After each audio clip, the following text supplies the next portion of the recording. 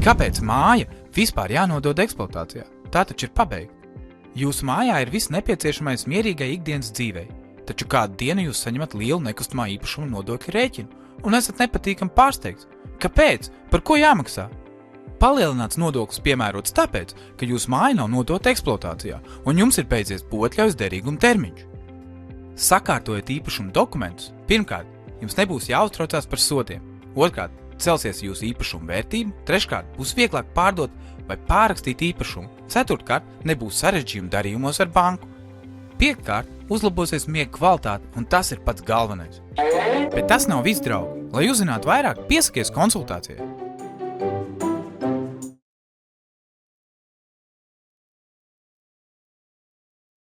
Labvakar visiem, kas ir pieslēgušies. Arhitektūras radio pirmā epizode – arhitektūra un nauda. Tāds ir jautājums, vai arhitektūrai ir nauda, vai tas ir tikai mīts. Šovakar paskatīsimies, kādi ir īstie dati, kas slēpjās aiz cipariem, un atbildēsim uz tiem jautājumiem, kas ir svarīgi jums saistībā ar arhitektūru un naudu. Droši rakstiet komentārus Facebookā. Vēl neesam citās platformās, tāpēc esam tikai Facebookā laivā. Ja kādam ir interese, kāds interesants jautājums, kāds specifisks jautājums, tad attiecīgi var to uzdot. Tā. Pastīsimies, kas tur fonā notiekās. Tad mūs skatās. Droši kāds var uzdot savu jautājumu, kas notiekās. Jo tāpēc, kad arhitektūra visiem zināma lieta ir prestiža profesija, kurā vienmēr vajadzētu grozīties naudai, bet tāds punkts, ka Latvijas arhitektūras savienība uztaisīja tādu pārskatu no 2017. līdz 2022. gadam arhitektūras prakse Latvijā, kas ir interesants dokuments, kas atspoguļo reālos ciparus, tā saukt reālos ciparus, jo tāpēc, kad šeit ir piemirsti daudzi nozares pārstāvji, arhitektūras biroji, kuri nav ar tieši saistītu certificētu arhitektu uzņēmumu sarakstā, un kas nozīmē to, ka viņi nav iekļauti. Un tad jautājums arhitektūras savienībai būtu, vai šie dati uz 2023. gadu, vai viņi ir akurāti, vai īstenībā ir situācija tāda, kad tā ir tā pozīcija, kā viņi gribējās parādīt, bet neiekļaujot vēl būtiskas lietas iekšā. Tas, ko es gribu parādīt, nošērot ekrānu, es uztaisīju savu izpēti par šiem datiem. Ar tādu jautājumu, vai arhitektūra ir nauda. Jo tāpēc, kad esmu jau nozarē kādus 11 gadus, un visu laiku likusies tā situācija tāda, kad viņi ir ļoti prestižu lieta, un mēs varam strādāt, mēs varam pelnīt naudu ar arhitektūru, jo taču apstieties, kādas mājas tiek projektētas, un kas nozīmē to, ka kā var arhitektūrai nebūt nauda. Ne? Jautājums vietā. Bet, kad paskatās šos datus,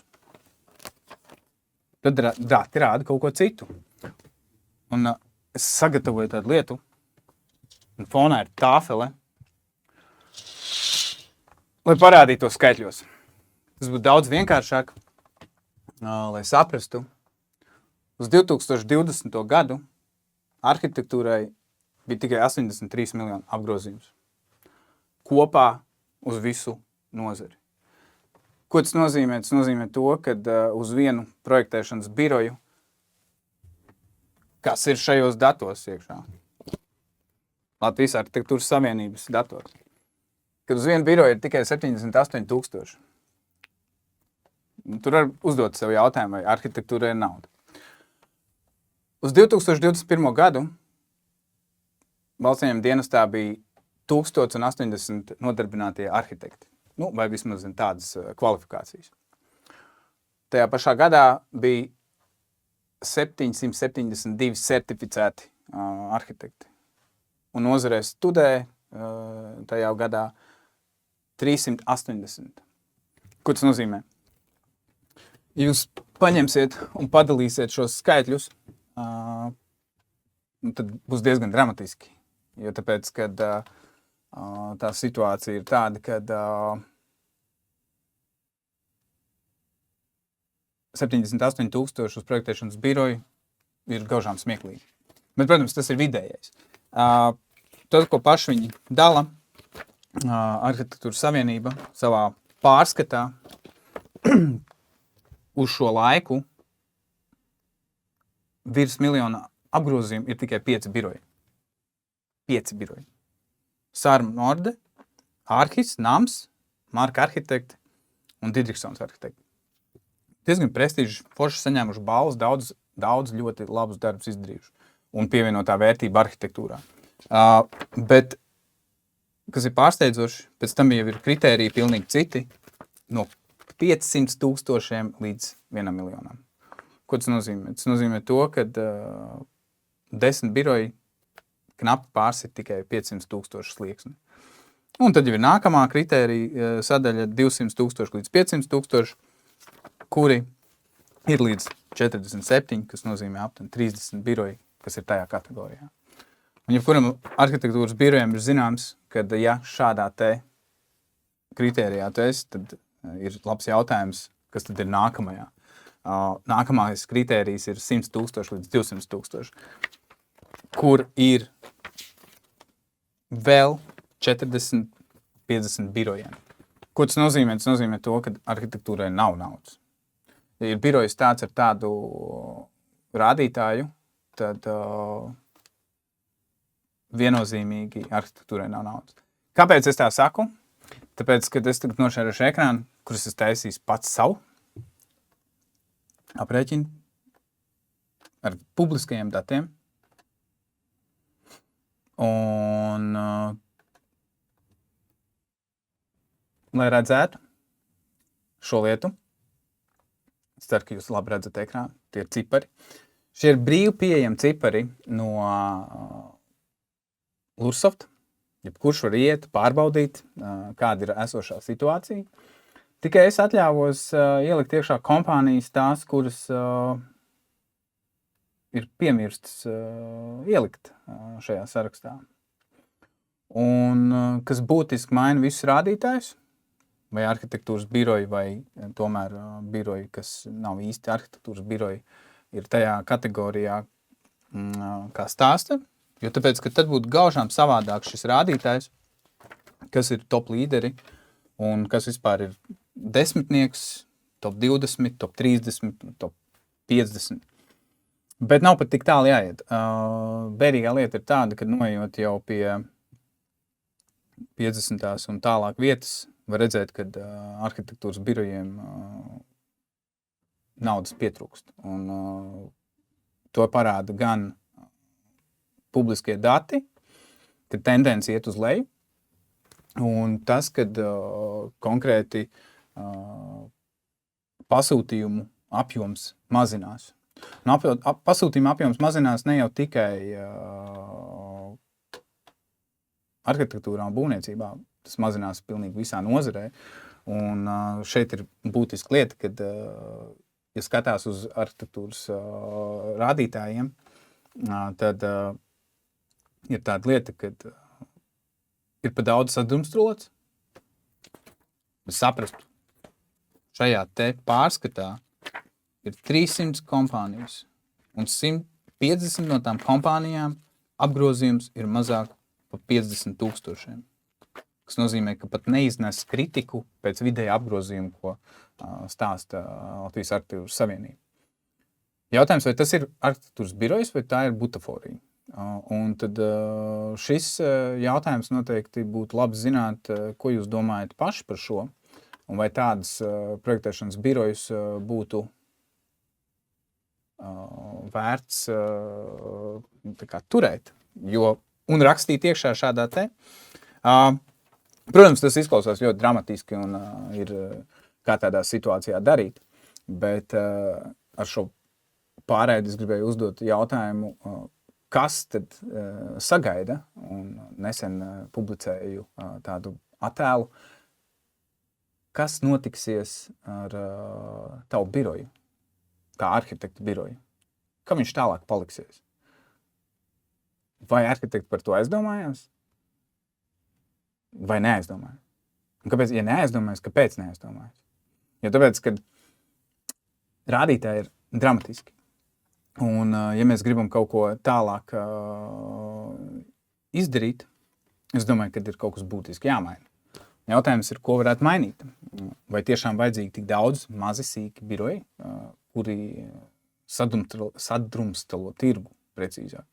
Un, ko tas nozīmē? Tas nozīmē, ka nākās dempingot. Un, ja nākās dempingot, tad viss zina, ko nozīmē dempingot. Tas nozīmē taisīt par lētāko cenu. Būtu jau forši, ka kāds drosmīgais ierakstītu kādu komentāru, ko jūs domājat par to, kas skatās, un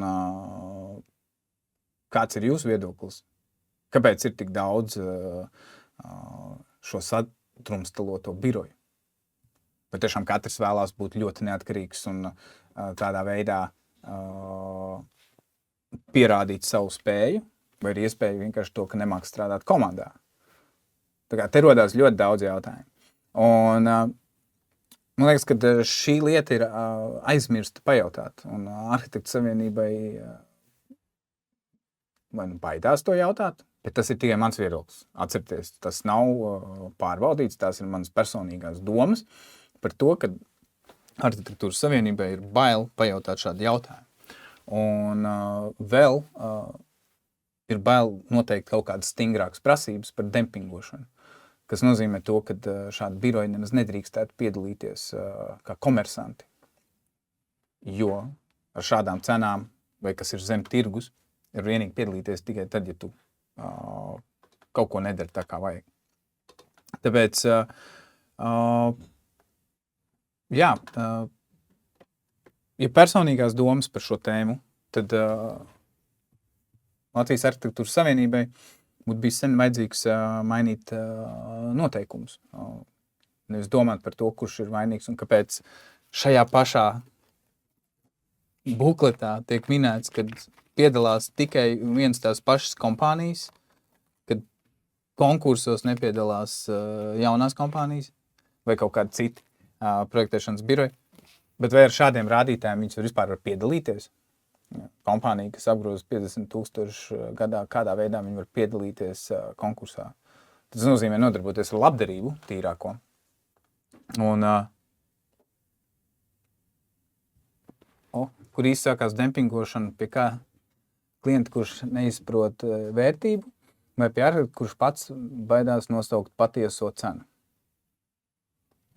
Rītīgi labs jautājums. Īstenībā tas sākās abās divās vietās, jo tāpēc, ka ja neizprot vērtību, tad praktiski ir tādi gadījumi, kad joprojām atnes pats uzzīmējis savu mājiņu ar kā viņš vēlās plānojumu un gala rezultātā prasa, tu tikai vajag parakstīt. Nu, es zinu, kad esmu pārliecināts par to, ka lielākā daļa arhitektu ir šādu situāciju saskārušies. Varbūt ne tagad, bet agrākā jaunībā vai pirmsākumos savā karjerā noteikti ir saskārušies ar tādu lietu, kad atnāk kāds potenciālais klients, kurš uz rūtiņa lapas ir uzzīmējis savu sapņu māju un prasa, ka mums jau viss ir skaidrs, jūs tikai parakstiet un uzzīmējiet un viss. Un te sākās tas, ka tā ir vieta, kur rodās šī disonance ar to, ka tas vispār tiek pieļauts. Tas ir tas pats, kas būtu situācija, ka tu aizēji pie zobārsta. Es pats te pat ātri paregulēšu kaut ko un visu. Galvenais, man tik beņķi vajadzēja, man nebija mājās tāds. Nu. Tad šī ir viena būtiska lieta.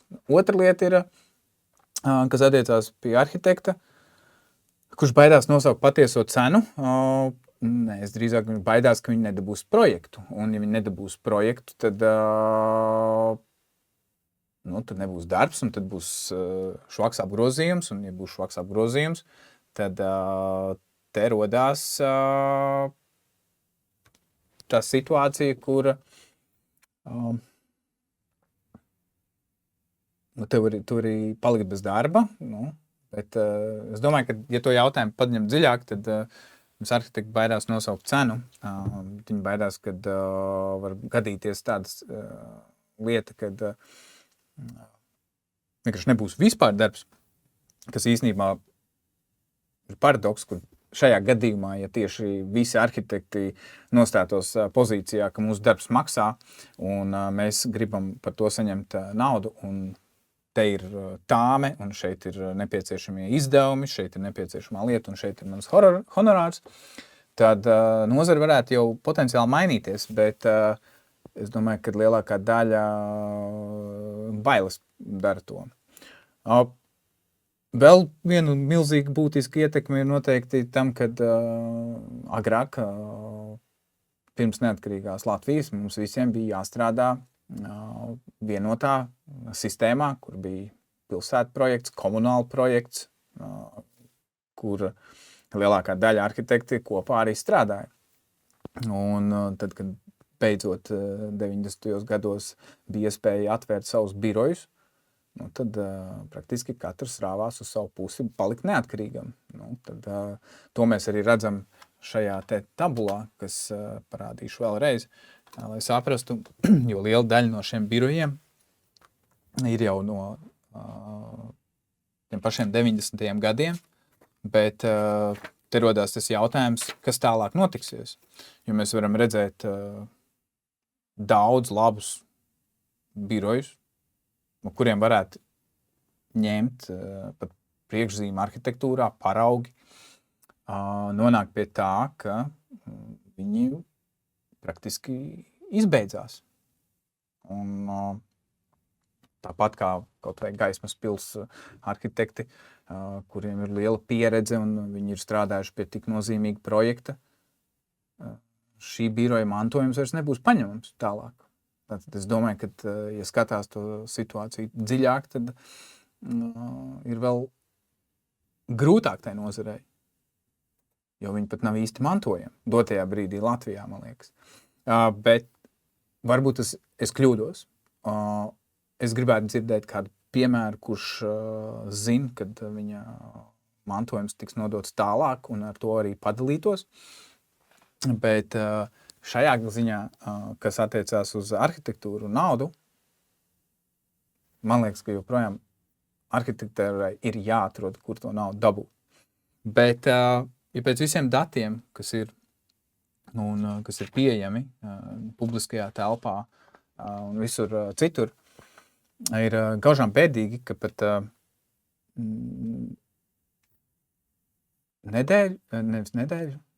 mēnesi atpakaļ ir bijusi intervija Latvijas sabiedriskajā mēdījā. Es atradīšu tūlītās, kurā vietā ir tas redzams, un es varēsim uzlikt skaņu, bet es varēšu aizsūtīt linku. Es varēšu iemest iekšā linku vēlāk šajā te komentāru sadaļā, lai jūs varat saprast, kad publiskajā telpā joprojām izskan aplamas ziņas, ka arhitektūrai ir daudz naudu un labāks stāvoklis un vispārējais. Kaut gan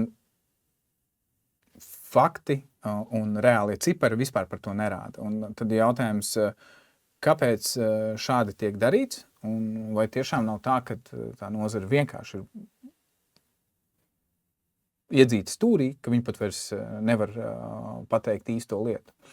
Es esmu izdomājis veidot šādu te pasākumu, arhitektūra nauda, aicināt ciemos arhitektus, runāt par to atklāti un prasīt, kāpēc ir tāda situācija, kā tagad atspoguļojās ciparos. Kāpēc nav tā, ka šī profesija, cēla profesija, ar daudz potenciālu, jo spēj radīt jaunas vietas, kur satikties, jaunas darba vietas, kur strādāt, ir šādā te pozīcijā. Un manā izpratnē tas ir diezgan skumīgi, kur ir nepieciešams kaut kādas pārmaiņas. Es ceru, ka mēs arī kādā brīdī dabūsim arhitektūras savienības kādu pārstāvi pastāstīt par šo. Tajā pašā laikā arī būvvaldes pārstāvi, kuri ir tie, kas tieši pārbauda vai pieņem arhitektu darbu un atļaušos teikt pēc savām domām iejaucās bieži vien arhitekta darbā un neļauj arhitektiem līdz galam izpausties. Un tas ir ļoti daudzos gadījumos, un to mēs esam dzirdējuši, bet par to publiskā vietā baidās runāt. Un es tieši šodien domāju, ka arhitektūra un nauda ir tā tēma, ko pat baidās runāt virtuvē, ka to pat tur neaprunā. Un, manuprāt, profesijas, kurām ir paredzēts prestižs, bet nav finansējums, un otrādi, kurš nav prestižs, bet ir. Artūrs Vejs labu komentāru iemetis, ka, manuprāt, ir profesijas, kurām ir prestižs, bet nav finanses, un otrādi, kur nav prestižs, bet ir līdzekļi. Nu jā, tad ko tu vari darīt ar to, ka tu esi prestižs, bet ar pilnībā novalkāt uzvalku, un tu nevar iziet ārā pat publiski. Var stāstīt par visādām lietām, lekcijām, vispārējo, bet gala rezultātā nozare cieš no tā, kad ir ļoti prestiži. Man liekas, ka ideja, kas tagad notiekās Latvijas arhitektūras savienībā, tas ir mans viedoklis atkal, mēģinot izveidot sadarbību ar kultūras ministriju, un kultūras ministrija izveidot arhitektūras likumu, kas nav slikti, arhitektūras likums, it kā uz papīra, bet tajā pašā laikā aizejot projām no ekonomikas ministrijas, kur atrodas nauda, kas dominē to lietu, papildus veido šo iespēju, kad var gadīties vēl sliktāk, nevis labāk. Jo tāpēc, ka tas nozīmē, ka ja tu aizej prom no nozares, kurā ir nauda, un tu neveic nepieciešamos soļus, lai varētu tikt pie teikšanas vai noteikt kaut kādu lietu, ir, man liekas, muļķīgs gājiens. Tāpēc es ceru, ka būs pietiekoši daudz saprātīgi arhitekti, kas perspektīvē gribēs tieši pretēji parādīt, ka šai nozarei ir nevis tikai prestižs, bet arī finanses. Es domāju, ka tanī brīdī mēs varēsim kaut ko savādāk darīt. Līdz tam, es domāju, ka mēs nonāksim tādos aspektos, kad būs tikai, kā jau tagad dzirdams, nav pietiekoši kvalitatīvi projekti, nav kvalitatīvi izstrādāti, un, ja atbildot uz Riharda jautājumu vēl padziļinātāk, tad šeit ir tā lieta, ka dažreiz klienti ir tādi, kur atnāk un saka, man neko nevajag, man vajag vislētāko projektu, kas no vienas puses ir, tāpēc ir visādas pakāpes detalizācijai, kuras var noteikt līdz kādam līmenim izstrādā, bet tad, kad projekts ir izstrādāts, tad prasa pašu augstāko pakāpi pie izstrādātā.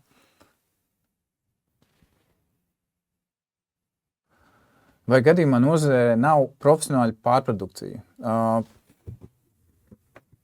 Ir. Es tieši to mēģināju minēt, tāpēc tur ir tāda lieta, ka dotajā brīdī uz visu Latviju ir pār pa 1000 profesionāļiem, un nav vajadzīgi tik daudz. Mums drīzāk pietrūkst inženieru, mums pietrūkst šajā gadījumā tīklu projektētāju un tādu speciālistu, arhitektu kā tādu.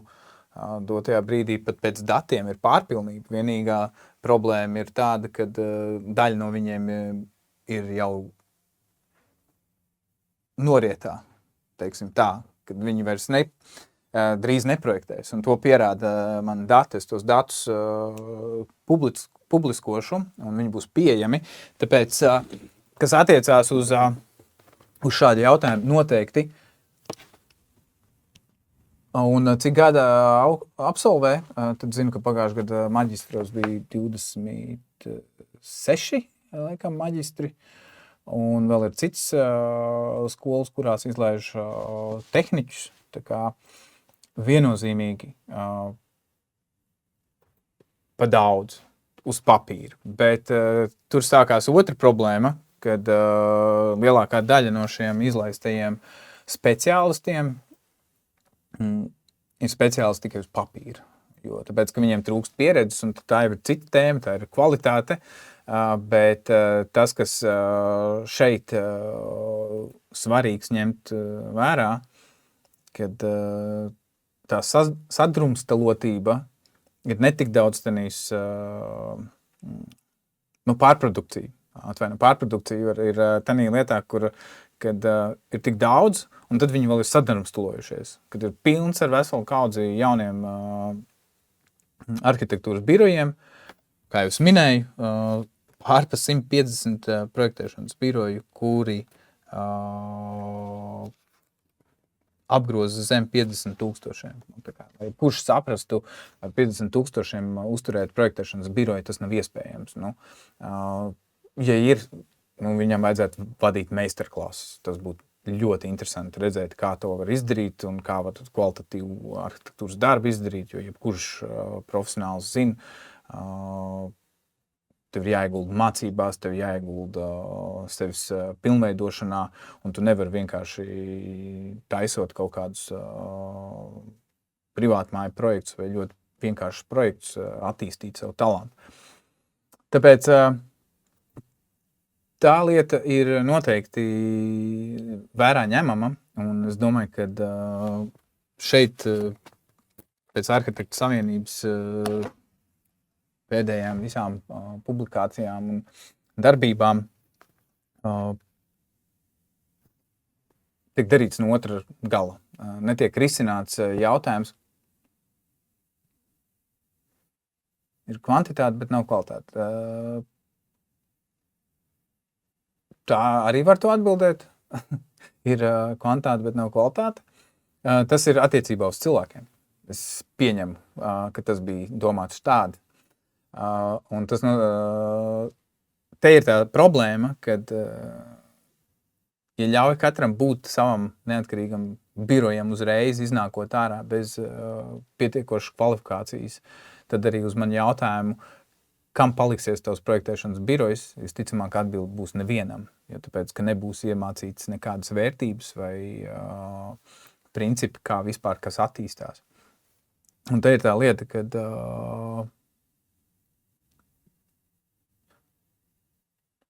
būtu jāceļ tehniķu pratiķu prestižs, arhitekts vai nu ir vai nav. Tehniķu izglītība pašreiz neiet līdzi laikam. To es varu 100% apgalvot, ka tehniķu izglītība neiet līdzi laikam. Jo mēs ņemam katru gadu vairākus praktikantus, palīdzam viņiem tā kā nokārtot kvalifikācijas praksi. Un turpat nav jautājums, ka neiet līdz laikam, bet aprīkojums vai ar ko māca neiet līdz laikam.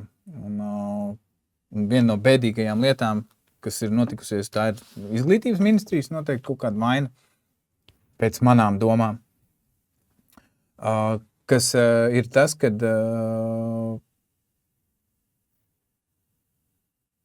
ir tāda situācija, ja pagājušajā gadā kvalifikācijas praksē bija atveltīts 690 vai 680 stundas, tad tagad ir 530. Tad kādu praksi var cilvēks iegūt, samazinot praksi? Tas būtu labs jautājums, pie cik ilgi praktizējoša zobārsti jūs gribētu iet tāds, vai arī kādu jūs gribētu ņemt tehniķi darbā. Un tas viss cauri ir. Un tad, kad šādi notikumi notiek globāli, Latvijā, mūsu mazajā pasākumā, tad ir jautājums, ko mēs ar šādu pieeju vēlamies panākt. Un, es zinu, ka daudz jautājumu izskan tā drūmi, bet dažreiz tā miglu vajag izkliedēt, lai saprastu, kurā vietā atrodamies. Un es noteikti aicinu arhitektus, kuri pēc šī var uzdot jautājumus, nebaidās publiski pateikt kritiku nozares vidū, bet ar tādu domu, kad piedāvāt arī kaut kāds risinājums, tad, lai nebūtu tāda tukša runāšana pie tā, ko mēs esam paredzējuši darīt vai kā, es noteikti aicinātu cilvēkus nozarē aizdomāties par to, vai nevajadzētu dempingam noteikt griestus. Kā tas ir? Tas ir pirmkārt ir kaut kādas izmaksas birojiem.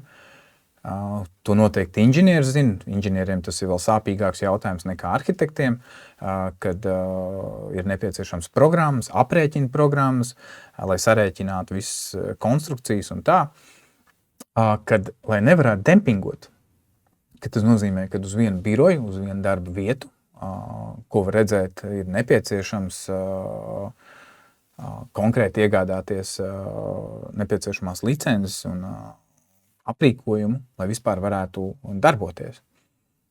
Protams, ir bezmaksas aplikācijas, tāpat kā kaut tagad straumēšanai ir bezmaksas aplikācijas, un tu to var darīt pilnībā bez maksas, bet ne visām lietām ir tādas lietas. Un tas nozīmē to, ka visdrīzāk šie biroji, kas atrodas aiz jau simtās vietas, visdrīzāk neizmanto neko oficiāli. Vai arī kāds ir dzirdējis, kad neizmanto oficiāli.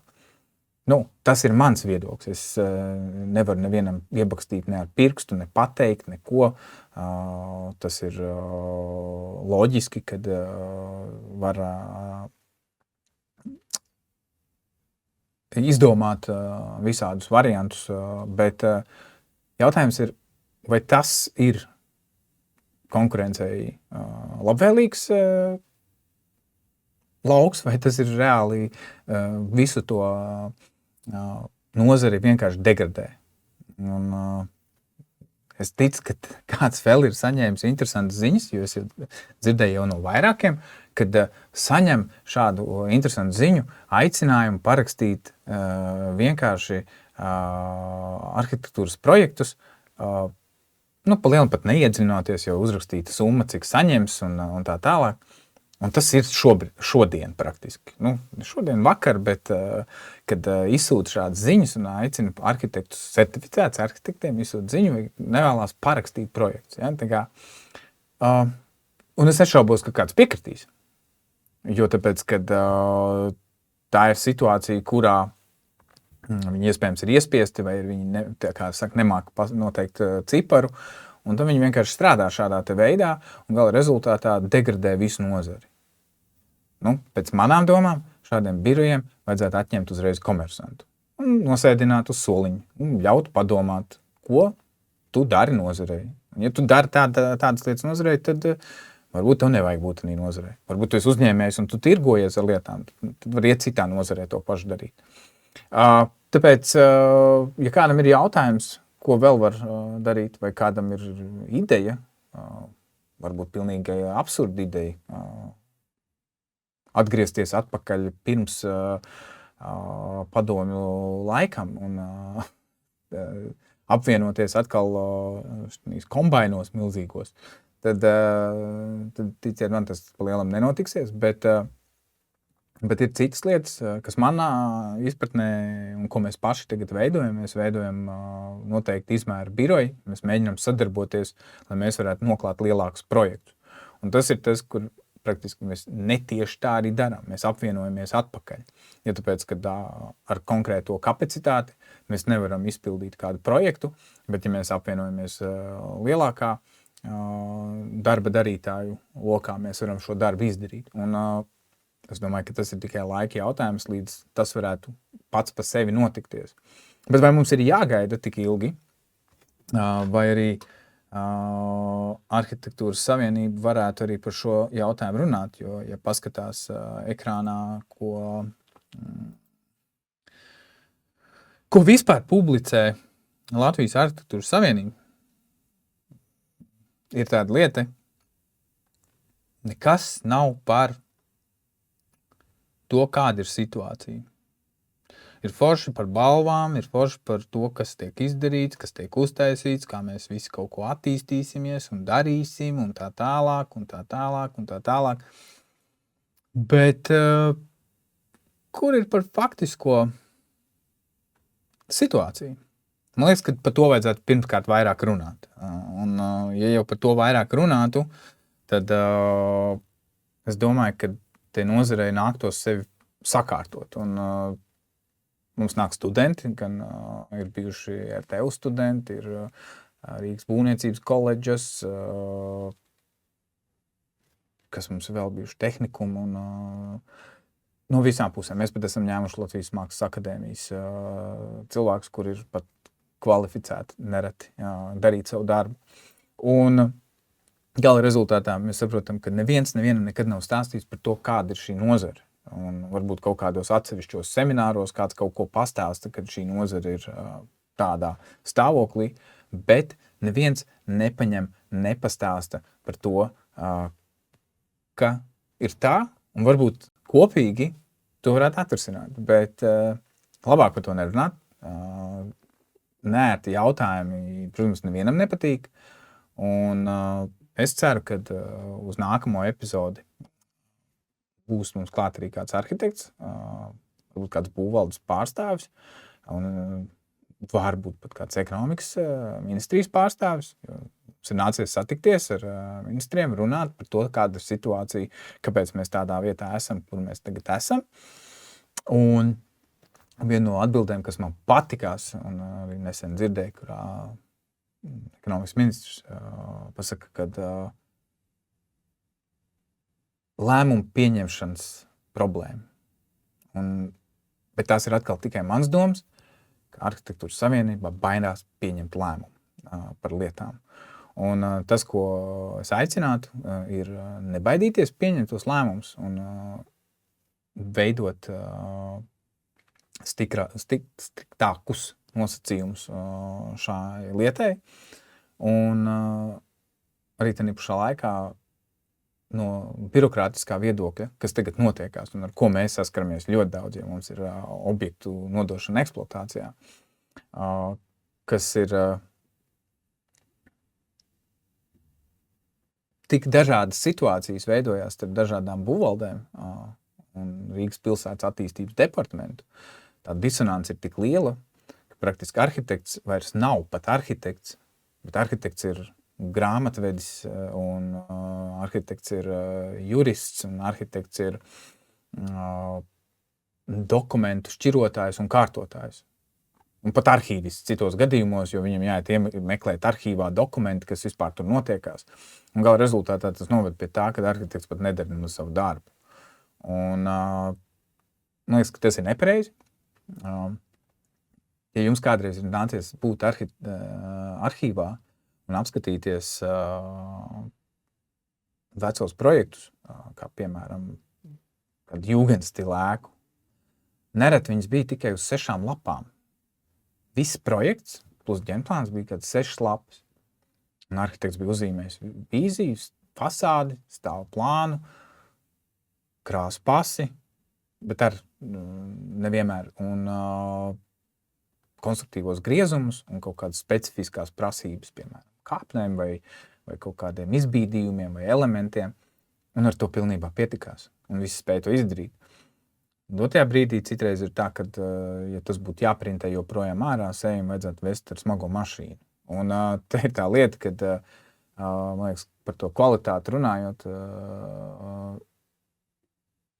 ir parādījusies tiešām kvantitāte radīt un ražot lietas, kuras nav vajadzīgas, gan tehniskā ziņā, gan arī šī birokrātiskā ziņā. Un tie, kuri ir pieslēgušies, noteikti ir dzirdējuši joku par to, ka Latvijā ir vajadzīga iziņa par to, ka iziņa nav nepieciešama. Un mūsu tāds gadījums ir bijis, lai saprastu, tas ir vienīgais veids, kā to var pierādīt, būvdarbu darbiniekiem, būvvaldes darbiniekiem, kad ir šāda ka šāda lieta nebūs vajadzīga. Varbūt ne striktākus, bet skaidrākus. Jā, var būt skaidrākus, bet skaidrākus nevar nodefinēt. Jo tāpēc, kad katrs interpretē. Un te ir tā lieta, kad mēs nesen uzrakstījām ekonomikas ministrijai par šo pašu jautājumu, kā var būt tā, ka vienāds likums, vienādas prasības visā Latvijā, bet būvvaldes interpretē katra pa savam. Un te ir tas tāds ļoti vienkārši jautājums, kāpēc var tā atšķirties. Tātad, ja ir būvvalde, kura uzskata, ka ir vajadzīgi kādi papildus atzinumi, un ir būvvalde, kura uzskata, ka ne, viņi redz, ka pa lielam tas neko nevienā vietā neskar. Un līdzīgās situācijās, nevar teikt pilnīgi identiskās, bet līdzīgās situācijās ir šis absurds, kurā prasa papildus skaņojums, bet nevis tāpēc, ka viņi būtu vajadzīgi, jo tāpēc, ka mums ir nereti bijuši gadījumi, kad mums inženieru tīkla turētāji zvana un prasa, ko pie vēlna jūs vēlties no mums, kāpēc jūs vispār tērējat mūsu laiku. Un tad mums atliek vien teikt, lūdzu uzrakstiet, ka atzinums nav vajadzīgs. Un tas nozīmē to, ka nevar pieņemt lēmumu. Un tad, ja jautājumu par to, kur ir šī robeža, man liekas, ka ja cilvēks spētu pieņemt lēmumu, tad mums saglabātos nauda, arhitektūras nozarē noteikti, un arhitektiem nebūtu tik daudz jānodarbojās ar blakus lietām. Varētu nodarboties ar tiešo arhitektūru, un tas noteikti pilnveidot nozari. Jo, kā jau minēju, arhitektiem jāpārvēršās par juristiem, par grāmatvežiem un arhīvistiem, jo tāpēc, ka citādāk viņi nevarēs izpildīt un saņemt savu atzinumu no Rīgas pilsētas attīstības departamenta, piemēram. Un es domāju, ka to var kopīgi tikai risināt. To nevar risināt viens birojs, to nevar risināt tāpat tikai Plika arhitektūras savienība. Tas ir jābūt visiem kopā uz vienotu mērķi. Un es noteikti aicinu šīm diskusijām pievērsties vairāk. Agrāk šīs diskusijas vismaz no nostāstiem, no arhitektiem, certificētiem arhitektiem, kā agrāk vairāk šajās lietās iesaistījās. Bija vairāk jaunu cilvēku pie diskusijām un pie šīm sarunām, kur tagad dotajā brīdī mēs skatāmies tikai, kas ir no mantojumiem palicies, vai no kaut kādām lietām, kas attiecās uz kaut kādām atsevišķām būvēm, bet gala rezultātā arī tas ir vajadzīgs. Es to nesaku, ka tas nav vajadzīgs. Ir vajadzīgs runāt par inovācijām, arhitektūrā, visādām iespējām un tā tālāk. Bet izejot šim cauri, pietrūkst lietas par problēmām. Es saprotu, ka par zobu sāpēm nevienam negribās runāt, bet varbūt tomēr ir vajadzīgs šis jautājums uzdot. Un tie, kuri seko mums līdzi, paldies, ka jūs mums iesakojāt ritīgi šajā visā lietā.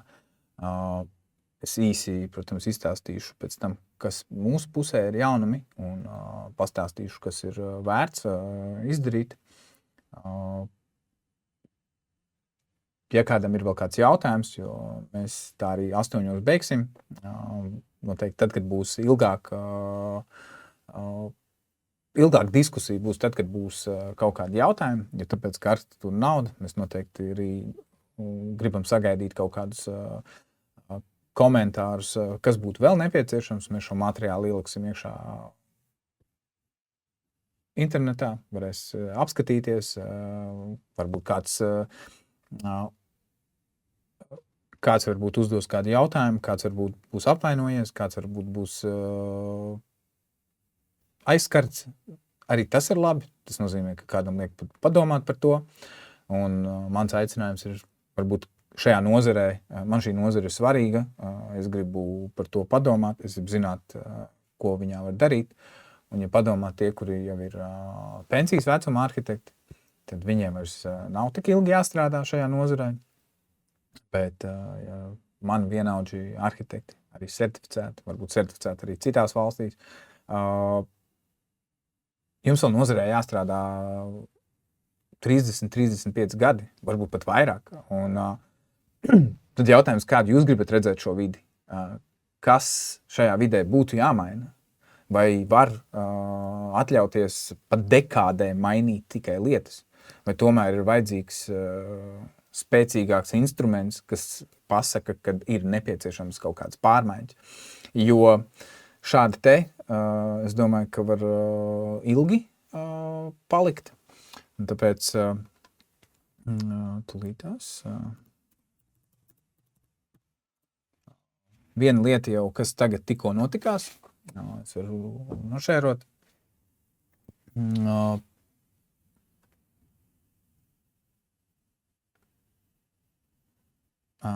Esmu ļoti lepns par to, ka mūsu sadarbības partneri ir izveidojuši kaut ko tādu, kas arī tur bija iestignējis. Tas ir BIM koordinēšana, un tur arī ir nauda. Tā ir tāda no vienām lietām, kad taisa projektus un viņus nekoordinē pareizi, tad viņus ir nepieciešams pārtaisīt. Un tas nozīmē, ka tiek tērēta nauda, tiek tērēts resurss, un vakar tika prezentēts jauns BIM process, ne tikai koordinēšana, bet BIM managements, un tas nozīmē to, ka sekojot līdzi šim procesam, tas nozīmē to, ka būs manāmas pārmaiņas, nevis tikai vienkārši runājot, mēs ar to arī darbojamies, un te ir tā lieta, var apskatīties, šī visa informācija būs redzama, pie kādiem projektiem tiek strādāts, kādas metodas tiek izmantotas un kādas sadarbības tiek veidotas, jo šī sadarbība ir starptautiska. Haim un Pjērs ir praktizējuši arhitekti Londonā, un Baiba un Ligita ir praktizējuši dizainers Latvijā, kas izveidojuši savu sadarbību, un kas nozīmē to, ka mēs ilgtermiņā skatāmies uz to, ka mums šajā profesijā ir vēl jāstrādā daudz gadi, un tas nozīmē, ka ir nepieciešams izmaiņas. Jā, paldies tiem, kas pieslēdzās, tie, kas apskatījās, paklausījās manu viedokli. Forši. Ceru, ka mēs tiekamies vēl, bet es domāju, ka tagad jau ar plašāku skatu. Ja kādam nepatikās tas, ko es saku, labi, tad var droši uzrakstīt komentārus, nokomentēt. Ja kādam patikās, arī var nokomentēt. Ja kāds grib kaut ko citu dzirdēt, vai kas ir tā tēma, kurā ir tā sāpe, tad noteikti vajag arī to uzrakstīt. Un tikai šādi runājot, mēs varam nonākt kaut kur tālāk, bet arhitektūra nauda nav tikai tik sāpīga tēma. Šeit sanāca tāda sāpīgā tēma, jo tāpēc, ka dati rāda kaut ko citu, diemžēl nav. Bet globāli arhitektūrai ir nauda, tikai ir jāmaina sava domāšana tajā. Un tāpēc, jā, ja kādam ir vēl kāds jautājums, droši uzprasiet, un nav nekas palaists garām. Ko jūs gribētu, lai uzaicina ciemos? Nu, to gan varat ierakstīt pēc tam komentārā. Kas būtu tie arhitekti vai kuri ir? Mums ir zināms tops, tā kā ekrāna nešēroši, bet mums ir zināms tops. Mēs pēc tam nopublicēsim paši šo te kopīgo pārskatu. Ir zinām top 20, ir zinām top 40, top 50. Varbūt ir kāds specifisks arhitekts, ko jūs gribētu, lai pastāstu par savu pieredzi un kā viņi darbojās. Un es domāju, ka Latvijā īstenībā ir ļoti talantīgi arhitekti, kuri var sev pierādīt gan starptautiski, gan arī šajā līmenī. Baltijas līmenī. Tāpēc jautājums ļoti vienkārši. Ko jūs gribat dzirdēt? Un tiekamies jau.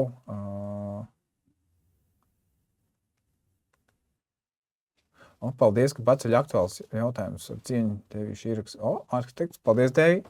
Arī viens no arhitektiem, kas ilgi ir strādājis nozarē un izgājis cauri visiem šiem jautājumiem. Tāpēc paldies, ka skaties. Un noteikti var nokomentēt, kurus arhitektus gribās redzēt. Un es domāju, ka tēma var būt interesanta. Es domāju, ka tas var likt aizdomāties pārējiem, kāpēc ir vajadzīgs kaut ko sāk darīt šajā nozarē, jo tā atstāt nevar, jo mēs zinām, ka iepriekšējā sistēma arī sabruka.